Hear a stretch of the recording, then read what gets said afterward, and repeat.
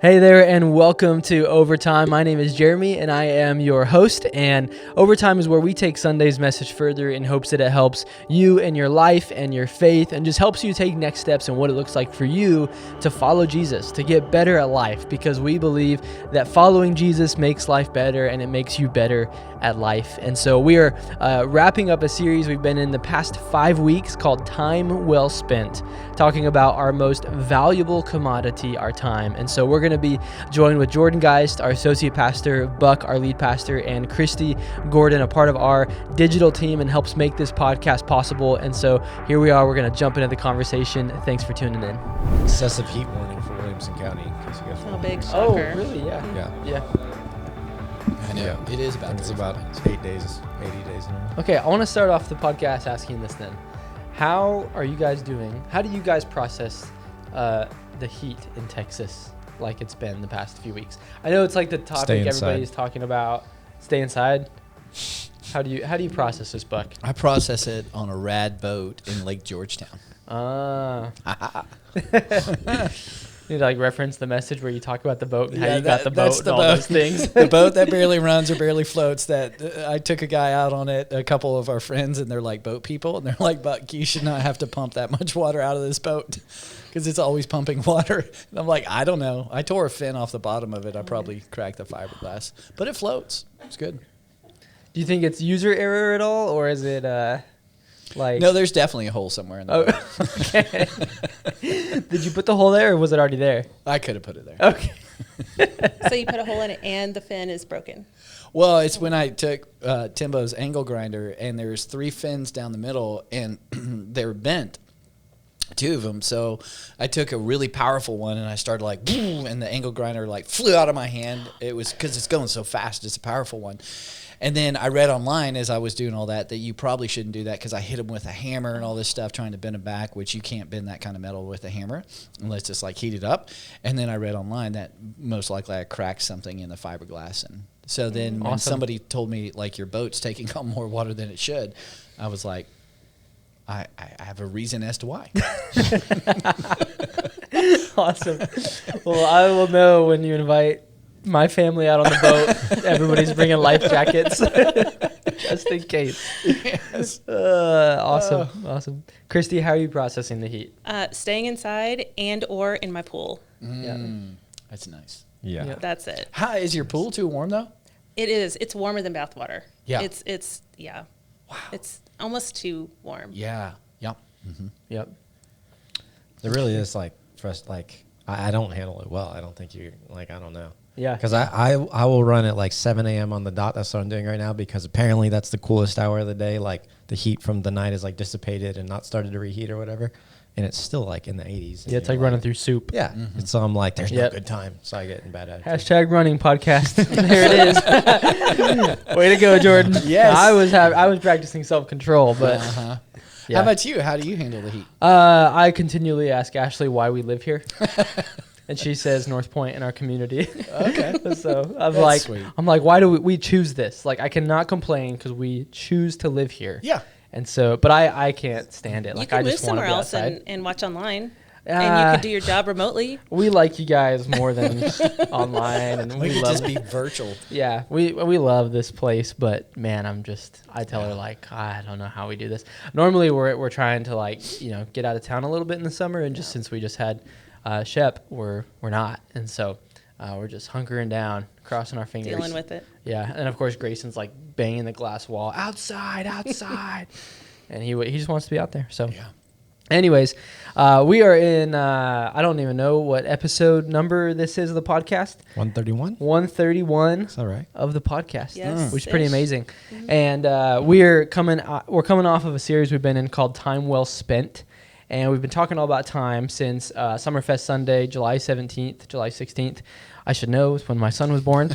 But we're coming off the series, 5 parts, where we've been hitting on what is arguably one of our most valuable commodities, which is our time. And we've talked about worry, we've talked about spending time with God, we've talked about eternity, we've talked about fun and play, which I know is a personal one for you, Buck, and all the things that you're talking about lately, even just with our staff and everything. But Time is such an interesting thing because it's hard for us to really have perspective on it, because I just heard someone in a meeting earlier today say, it feels like my day is running me, like I'm not running my day. And I think so often just we're in the weeds. And Christy, you found some really interesting statistics on time that I actually just want to quiz Buck and Jordan and see if they can even like get remotely close to the answers to some of these statistics on time. You guys ready? Go for it. All right, and then we're going to jump into the real content. How many times per minute does lightning strike the earth? 7. 6,000. You saw it. Did you see it? You sent it to me. I mean, to be fair, it's like yesterday, so I'm curious how many of them I remember. But but why did you pause? Why did you pause and act like you were thinking? Because I was trying to remember. Oh yeah, that was a natural pause. All right. How many times does a person blink a day? See, like that one, I don't remember. Good. Yeah. 700 times. Your eyes are going to be so dry. 25,000 times a day. Ah. How many hamburgers are sold at McDonald's every 5 seconds? 375. Oh Yep, my gosh. saw that You one. can remember this? Well, that one I was like, and it doubles when I'm there. It's like, that's my vice. Let's see. How many seconds are in a year? Just to the million. We'll round to the million. Gosh, I don't know. Shoot, yeah. 7 million. 60 times 60. I'm times noticing a 24 trend, times Buck. 365. I just feel good with 7s right now. You say every single 7 answer with such confidence. Yes. Well, 1 million seconds is 16 days from now. So whatever that times 10 times another like 2 times that. So 3. is it like 3 million? 2. I know. 31 million. 31 million. Yeah, missing a 0. Yeah. Yeah, There you 31. go. Yeah. Okay, this one's a little depressing. On average, how much time per day do people spend watching TV and streaming services? I don't get this. 8 hours a day. 6 hours and 25 minutes. You could have said 7. You'd been really know. close. I was about to say it. Yeah. Yep. Yeah, that's a whole podcast right there. Mm-hmm. Yeah. Yeah. So, how long did it take the Rolling Stones to write "I Can't Get No Satisfaction"? 7 minutes. Is that because sometimes they can do it real quick? Yeah. Buck, I'm going to give you a little hint. The answers don't answer 7 anymore. 'Cause the answers, Bugs like, I don't like this game. just for this game. Then you can go back to 7s. Yeah. Okay. It was 2 hours. Okay. 2 hours. This is a little less. Okay. We'll do 2 more. How long did it take Vincent Van Gogh to paint Starry Night? 3 years. 10 years. 2 days. Make you guys overshoot, make you undershoot. I thought I had a chance there. This one feels another one like you guys are just gonna have no clue. You're very smart people, but I wouldn't know. Apollo 11. How long did it take to reach the moon? Ooh. I think it's like 18 days. 45 days. 3 days, 3 hours, 49 minutes. So now we're going to move into our experts with time here. And Thank we're you. going to talk about spending time. Yeah. Really Wow, well. I feel qualified right now. Yes, that was good. Well, thank you guys for that. That was fun. And Christy, as always, thanks for the entertaining questions. No Yes. problem. So what we're going to do, we're in 5 parts of time well spent. And what we're going to do is we're just going to work through some, like kind of a one big broad question for each part, and really, hone in on any like smaller questions that we end up just kind of going off into. But our goal for this podcast is really just for anybody who is listening throughout the series, or even is just watching, maybe for the first time, just to provide some handles and tools on how to spend our most valuable commodity more wisely, how to spend it better in such a way that we can live more of the life we want to live, or more of the life that we feel God wants for us. And so, part 1 was just about Moses talking, or in the Psalms talking about, God, teach me to number my days. That was the scripture that we were talking about. And it was so that I may gain a heart of wisdom, so that we can see things with clarity, so we can be wise towards the different decisions in our life. So I'm just curious for each of you, and for Christy, I know you helped write these, but even for you, just how do you individually practice numbering your days? What does that look like for you?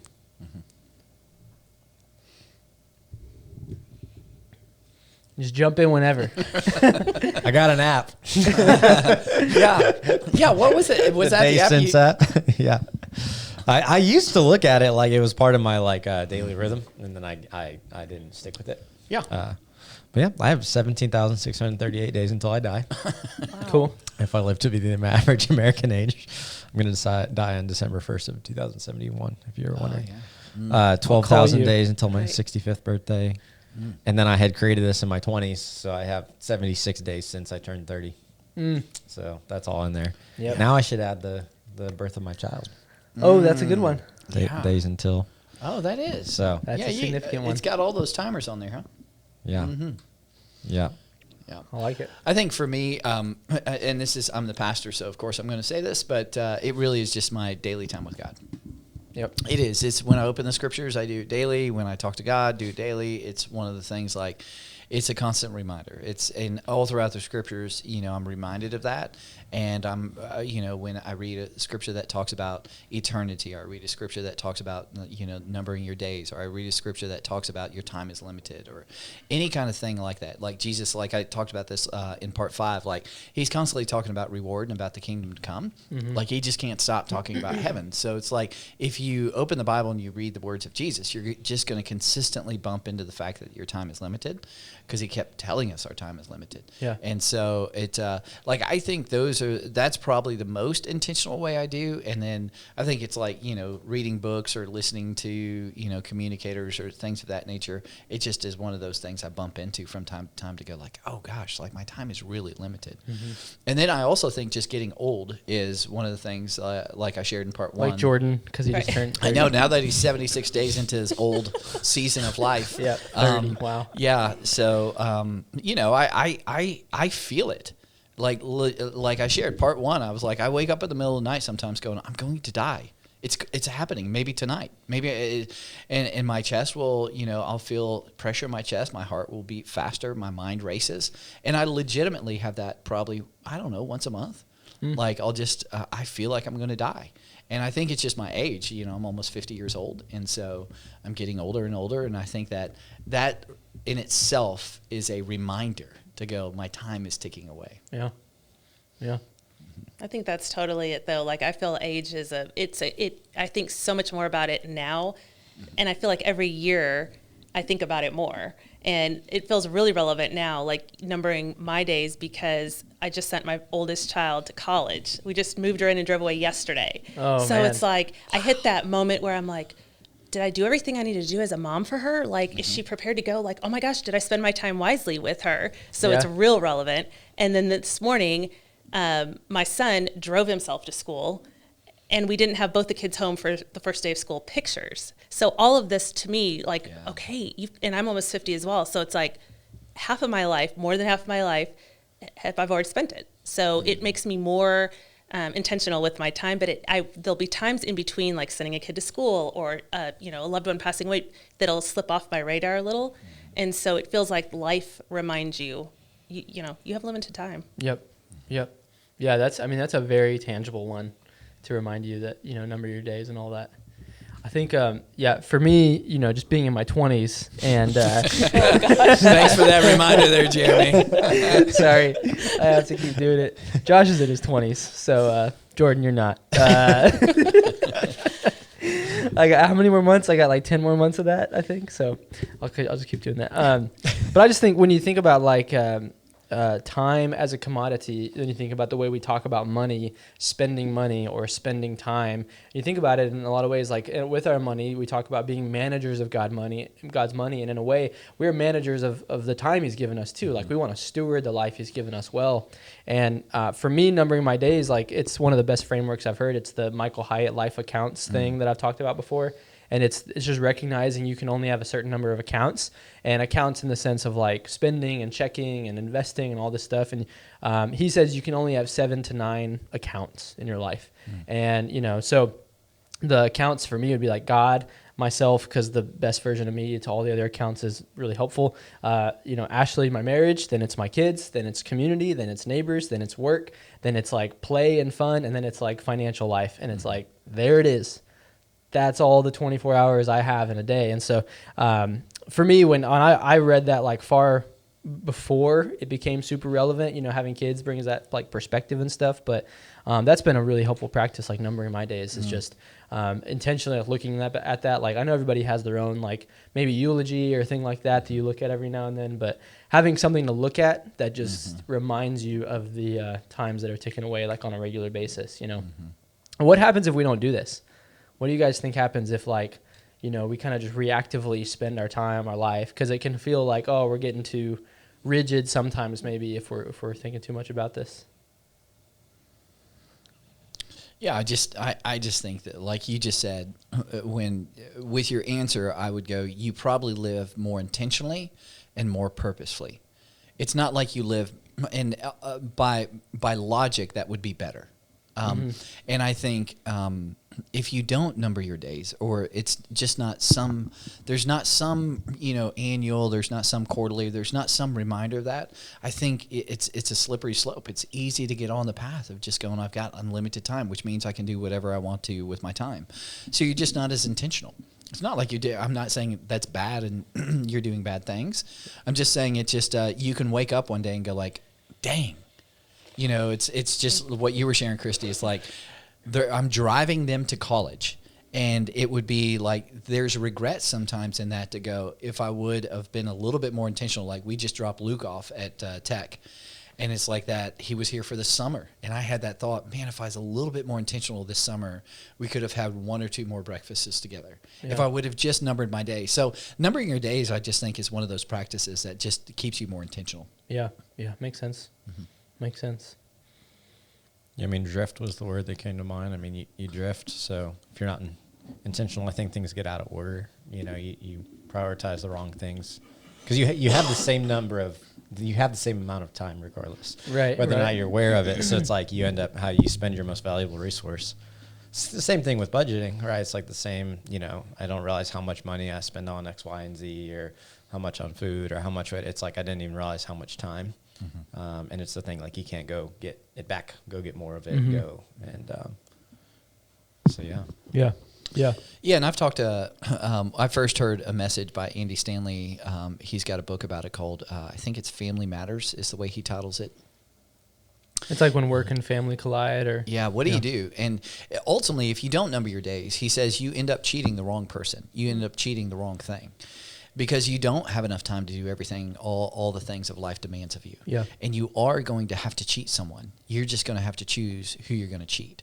I can't give everything my sons want. I can't give everything Jill wants. I can't give everything Northpoint wants. I can't give everything my hobbies and habits desire. I can't give everything my friends want. Ultimately, I'm going to have to sit down and go, who am I going to cheat? And so this is one of those things, like we've said this, and I've said this a number of times, just teaching that, the most unique role to me is a husband and a father. That's the most unique thing. And someone will eventually teach at Northpoint, lead Northpoint. Someone will eventually do a lot of different kind of work things. So when it comes to work and family, the question becomes, why would I trade what's so unique to me for something someone else will eventually do? It's so unique to me. And so that's one of those like principles. That's one of those statements that I think about a lot. And so it may determine to go, hey, I'm going to give 45 hours. I'm going to give 50 hours to my job. So I'm going to allocate my time towards that. And that's it, because I cannot cheat my family any longer. I cannot cheat. It's not worth it. It's not the most unique thing I've been given in life, the thing that will bring me the most meaning and purpose. And so those kind of like exercises of intentionality help you get to 5, 10, 20, 30 years down the road and go, man, I'm so glad that I took the time to number my days, because I didn't cheat the wrong thing. Right. I didn't cheat the wrong person, because you will cheat someone. You just can't avoid that in life. Yeah. I think it leads to regret not to. I can think of the times in my life when I have not numbered my days and I haven't been intentional with the time I've spent, and I have regret. I wish I hadn't spent so much time here. I wish I had spent more time. And once it's gone, it's gone. It's not something you can't really make it up. Yeah. Yep. Yeah. It's interesting too. I think I've shared this on the podcast before, but when we were pregnant with Grayson, going around meeting with a lot of older men in my life and asking them that if they could go back to just having kids and do something differently, what would they do? I mean, they all said the same thing. They just said they would like spend their time a little bit more intentionally. They said they would just like try to slow themselves down, be more present, all of those pieces. They just said they wish they could get that back. And it was verbatim, and it was all of these really respected men in my life. And yeah, it's great. Yeah. Let's move on. I want to go on. Jordan, do you have anything to add there? Well, I just think like the flip side of on the practical, was even how you number them. And you can talk about like goal setting is to me numbering your days too. Yeah. So I just think like, if it's what you would do in your business. It's what, hey, we have this goal for the year. We have this goal for the quarter. We have this goal, like the same thing. Cause you realize there's this hyper, like, hey, if we run out of money or if we, whatever it might be. So I think in your personal life, like whether you like lean into birthdays or lean into January 1st or lean into a new school year, like I think all those provide opportunities to say like what's going to be most important in the season. I think like school provides a very natural, like if you're in school, but if you have kids who are in school, like it's how many days till elementary school, middle school, high school, like there are definitely ways to be like just very practical with this versus like, good thought, I'm going to die someday. Like that's great. Like thanks for the reminder, y'all. So yeah, no, that makes sense. And then there's the sobering reality that you could do all the work and have the documents and everything, and then you could die that day. Yeah. Well, that's what I talked about. I was thinking about that as you were talking. Yeah. I was like, I could just set all the goals and then just like Yeah. get in a car crash on the way home. Gone. Yeah. Right. Well, it's so fragile. And that's why if you did it for 5 days, at least you'd be grateful for those 5. Yeah. And then you get in the wreck and die. Yeah. I guess it's not so much. It's like you might leave a lot of. This is so morbid. Yeah. I think. Yeah. You might leave a lot of like unfulfilled dreams and goals. Sure. But just the fact that you lived your life setting them and going after them, I think you'd be thankful for, right? I mean, that's Of the course, idea. Yeah. Yeah. Yeah. It's always dangerous when I start to think out loud this way with a microphone. It's never a Well, good we thing. enjoy it. It's kind of like a movie. Yeah. An adventurous movie for us. Yeah. I would say Ashley does not enjoy when I think out loud, so that's good. So part 2, you talked about, if we were to number our days and then begin to go, what is the most important thing I can spend my time on? I mean, the reason it was part 2 in the series is because we felt like the most important thing you can spend your time doing is building a relationship with your Heavenly Father. Mm-hmm. Because, Jesus said, I'm the way, the truth, the life, and it's going to emanate into every other thing in your world that you number your days about, right? And so how do we know that for sure when it comes to numbering your days, spending time with God? Jesus said, come have breakfast with me. How does this lead to direction, purpose, rest, meaning, freedom? Like how do you guys practically experience that as you number your days throughout your life?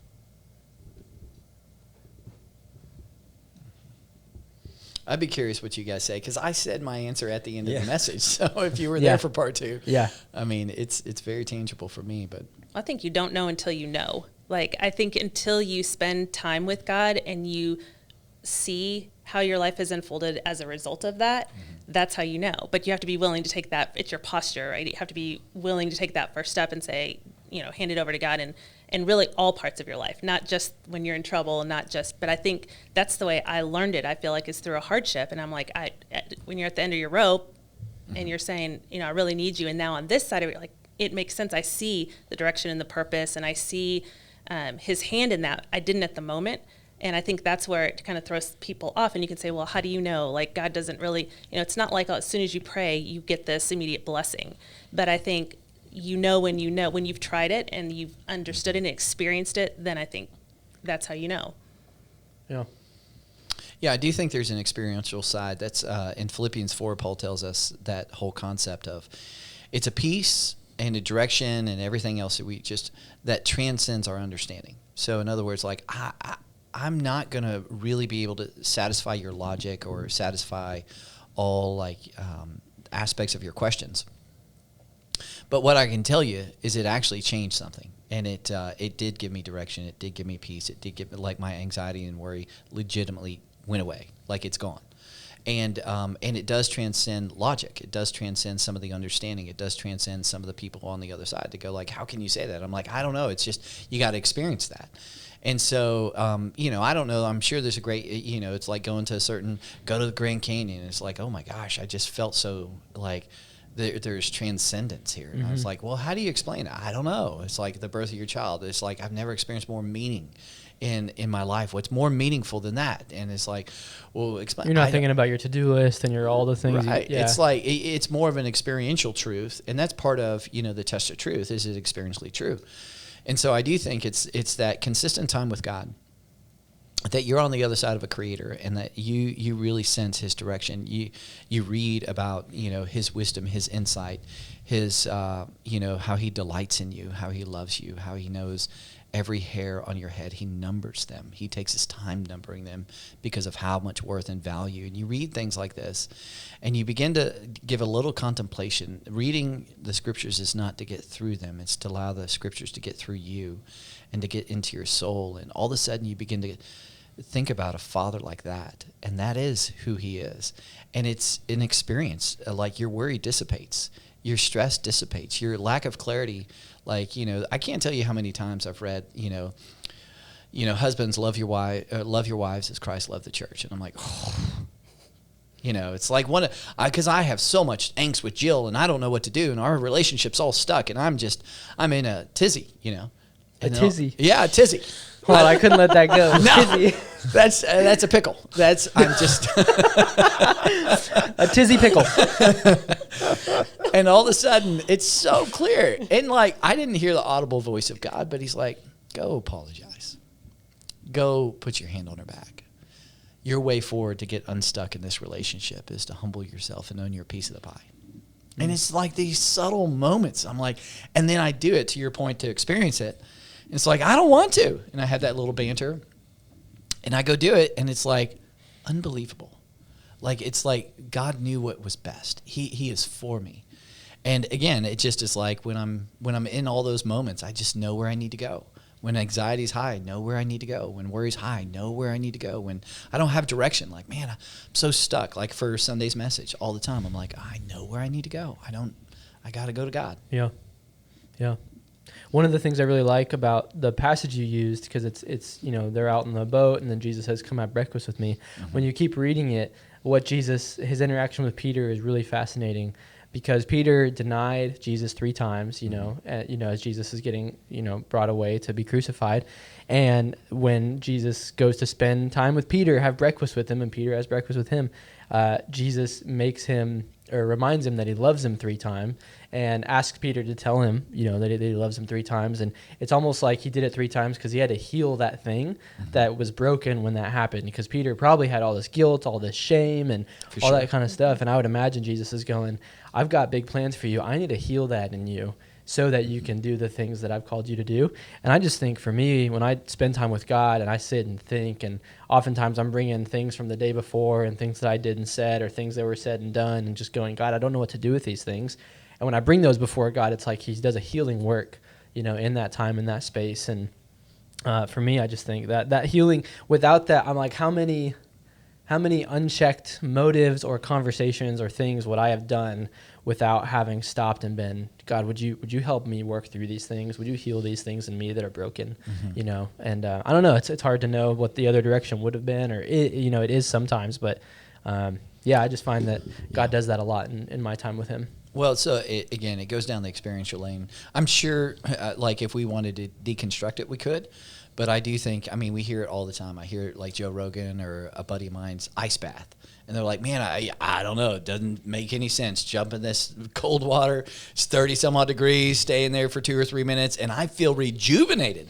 Like, I feel like I could take on the life. And I'm like, are you kidding me? Like, my logic would say you'd feel the opposite. Like, you'd have to go in and recover for the next 4 hours. And they're like, experientially, no, it's I have so much energy for life as a result of doing those very things. And so, again, I think it speaks to that. I think that's one of those things. That's why, logically, it makes sense, because he is the author of life. And he's the one who's invited you to be still, to know he is God, and that he will give you everything you need for that very day. He just kind of sits on the porch and waits for you.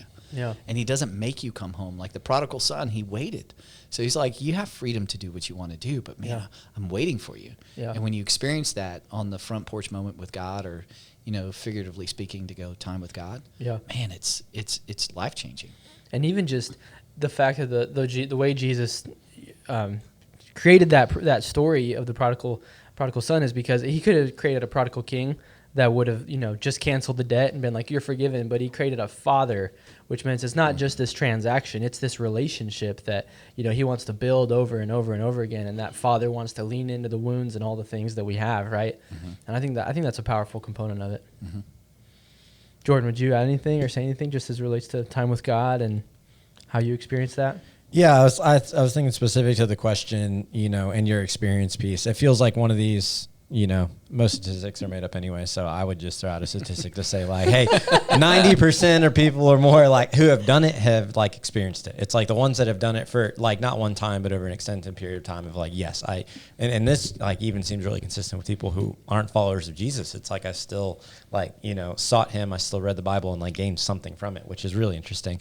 And then the people that would say like, it's a waste of time or it's made up or like, I don't think I believe you. It's like, I don't think they've done it. So I just think that part is interesting to me. But I also think like what can get in the way is like if the main goal is direction, purpose, rest, meaning, freedom, you could miss it that way. Because it is one of those weird, it's like those are the benefits, but not like why you enter into that space. Yeah. So I was just actually like hours ago was just talking to Buck about this because I was explaining to him it was related to expecting our child and so on. But I was just saying, like, I feel like I've been in a season where my time with God is like, because of what I do for work. So it's like, I feel like I need to do this as a result of my role. It's so I can perform at my best. It's so that I'm continuously learning. It's so that my, whatever communicating is fresher. Like, it's like, it feels like it needs to be done. And those things are true. Like those things, like there would be gaps that would start to show up if I didn't do that. Yeah. And there's a difference between it being like one more thing in the morning routine that has to get done before I get to work and the opportunity to just enjoy being in the presence of God. And those are two different postures, and you kind of know it when you've done both, Yeah. So that's my emphasis is those are results Yeah. at that time. So. Yeah. There is a thing in which people like come and I'm struggling with this and struggling with this and struggling with this. And the first question, I think I've learned from you is, are you spending time with God? Mm-hmm. And if the answer is no, it's like, well, you got to start there because until you get that piece figured out, it's really hard to align anything else in your life without the relationship with God piece, in place, right? Mm-hmm. Yeah. Awesome, guys. That's great.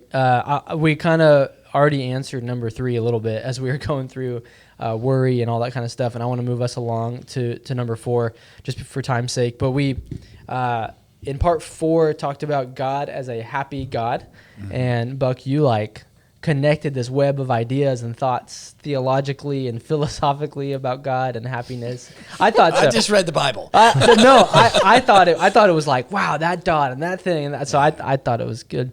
But anyways, it was a question, and you alluded to this in part 4 of the series. Is you said we can't get away from God as a happy God in the Bible. What about all the death, destruction, vengeance God shows in the Bible? It doesn't seem God was happy or wants me to be happy or prioritize fun. How am I sure God actually wants this? Mm-hmm. That's a good question. Yeah. I think I've heard Jordan answer this several times, so I would really be curious what he would have to say. I believe the second part of his statement, not the first part. I think he's just curious what I have to say. I don't think he's ever heard me answer because I don't know if I've ever answered anything about it. Yeah. Well, I do think one of the things that is unique about God, and I don't want to turn this in like a more nerdy, unhelpful thing, but that there is something unique to God that only He is omniscient, omnipresent. Like He can be fully happy, and at the same time like fully just, and those things don't have to be like contradictory to one another, right? And so it's a little bit confusing because in our humanity, even we can feel multiple conflicting emotions at one time, but it gets a little complicated. Probably not more than like 2. There's like space. We move from space to space. Whereas like in one part of the world, an injustice is going on that breaks God's heart, and another part of the world, a baby is being born that's making His heart, come alive, and because of that, He can experience this. So I don't mean that to get all like weird. It's just He doesn't have to stop being happy in the moment that He is enacting justice, which is really out of His goodness that He is doing this, right?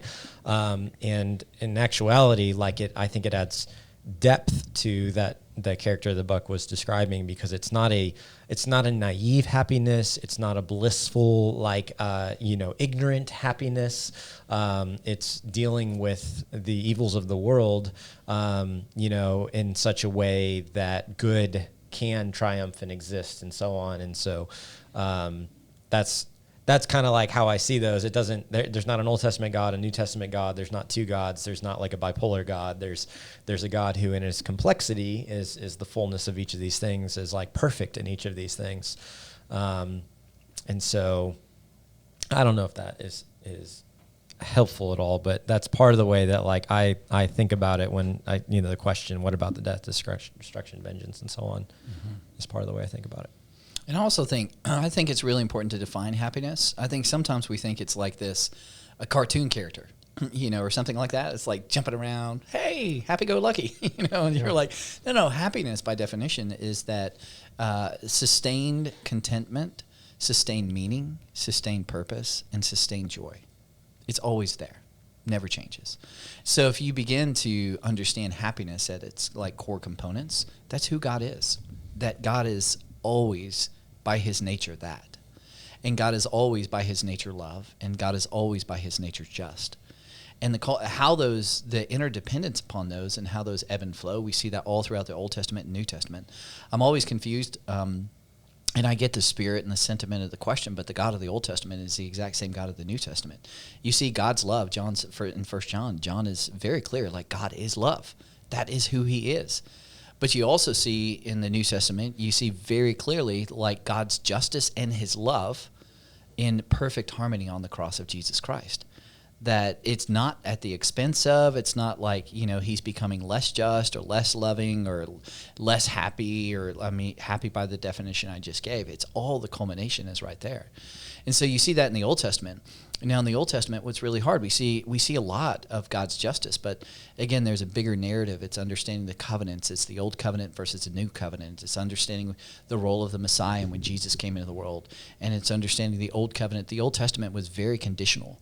It was very much, you do this, I'll do this. The New Covenant is very much unconditional, and that puts a lens or a filter or frames a lot of our questions about like, why is God this way and this in the old and this way in the new? I think there's a broader set of questions we need to begin to answer first.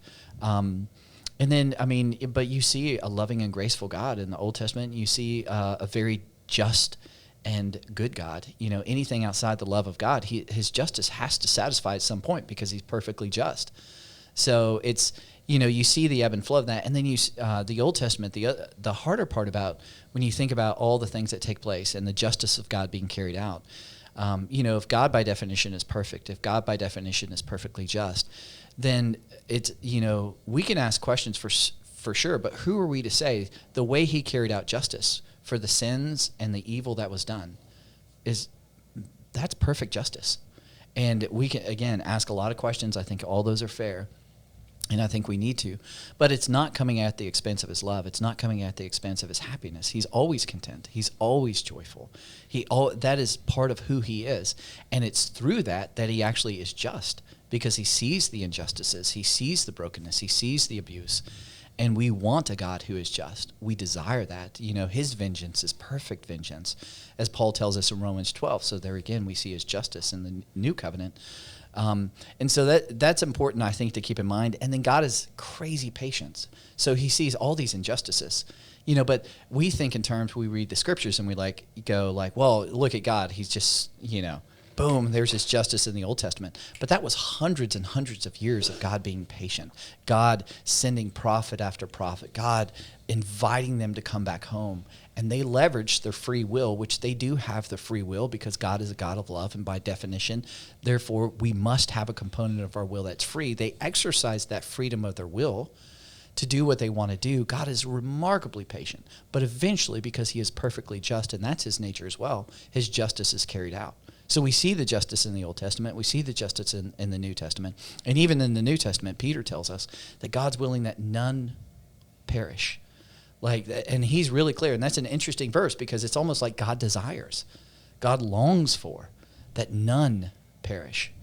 And therefore he's patient. So why has it been 2,000 years since Jesus came, although Jesus promised he's going to come back?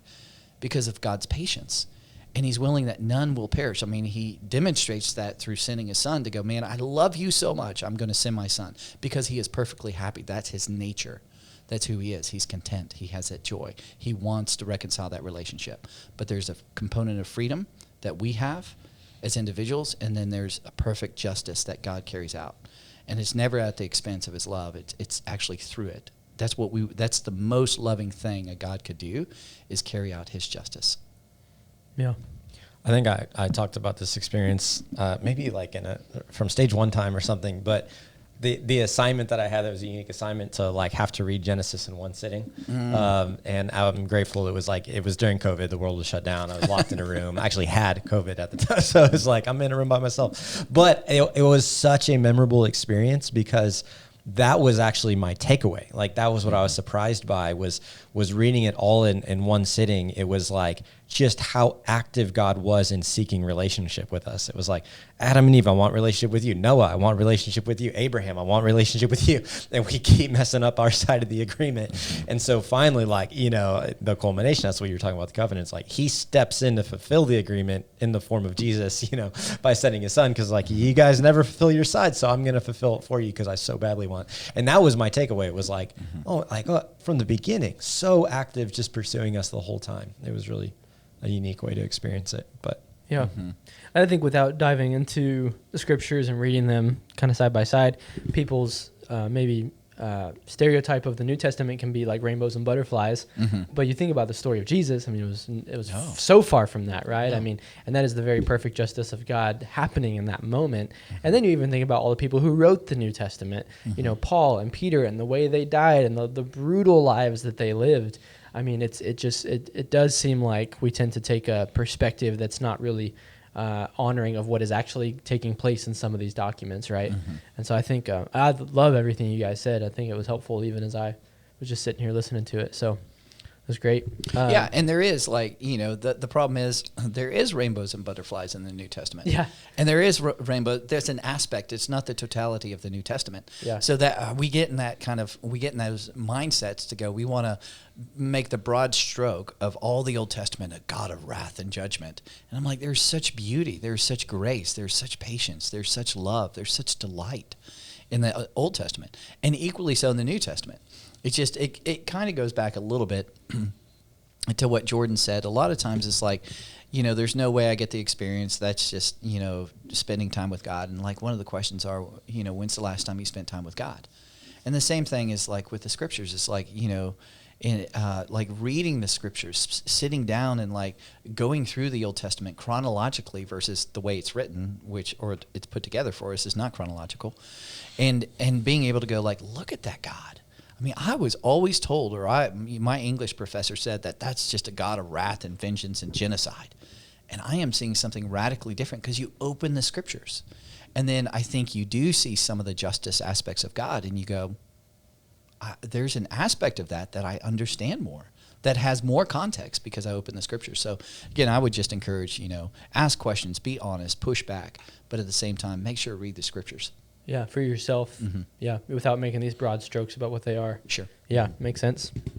Last question for the podcast today. How do we live for eternity / keep an eternal perspective? You know, you talked about the rope. You showed the rope. It went off stage. And then you showed about, you know, what'd you say, about 5 inches of red tape. Is this life? And I should have grabbed the rope. It's in my office. Most of us live as if it's just the red tape. But in reality, the way Jesus talked about it, and if he is the way, the truth, and the life, then, you know, the rope continues on forever. And what we do in that red piece of tape is going to impact, you know, what happens in the rest of the time as well. And so how would you guys answer? You know, how do we live for eternity? How do we keep an eternal perspective in our life?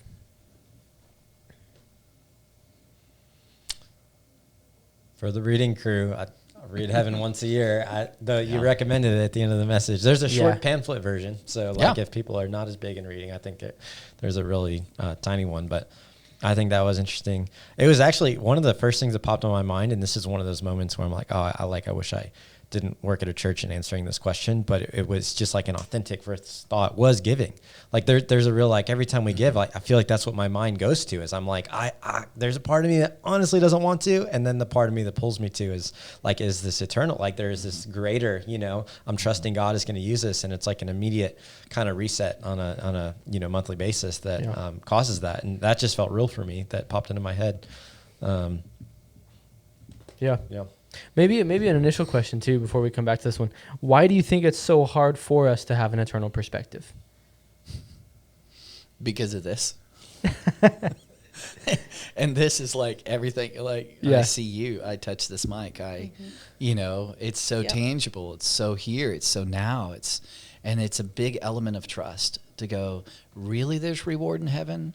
Really you told me to store up treasure in heaven and not on earth? Really I'm supposed to set my heart and mind on things above? Really there's some sense of responsibility, like in Matthew 25, how I handle my treasure will have a direct impact on what I'm responsible and what I experience in heaven? Really? I mean, we get that. I mean, you're responsible here. You get more reward. You get to, experience more things in the corporation or at school or on the team or whatever. We get the principle. We get the logic of it. But, man, that's a lot of trust. And I think it's just this. This makes it tough. And the life and the pressure of life and bills and college tuition. Yeah.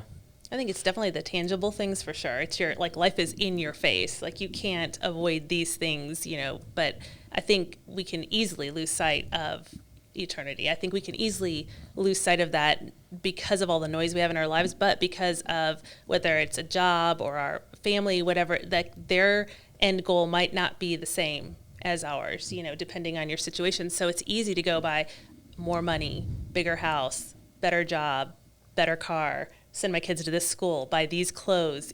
You can get consumed by the worldly 5 inches as opposed to your view. It's harder to keep an eternity view. Yeah. It reminds me of the C.S. Lewis book. What is it? The Demons. I'm blanking on the Screw Tape Letters. Yeah. Where they're talking about the demons. That's a good description. Sorry. Of it. It is good, but yeah. Yeah, I knew you guys would know if I said that.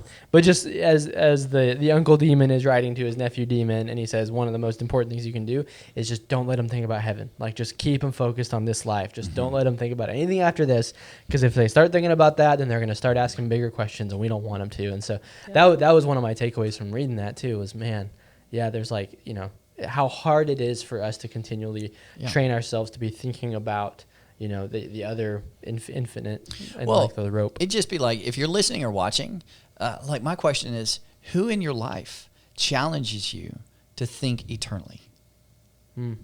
I just don't think there's I think we would absolutely all pause and maybe think of that radical religious person they saw on TV or that their parents told them about. But in our daily life, the encouragement relationally is build your kingdom here, baby.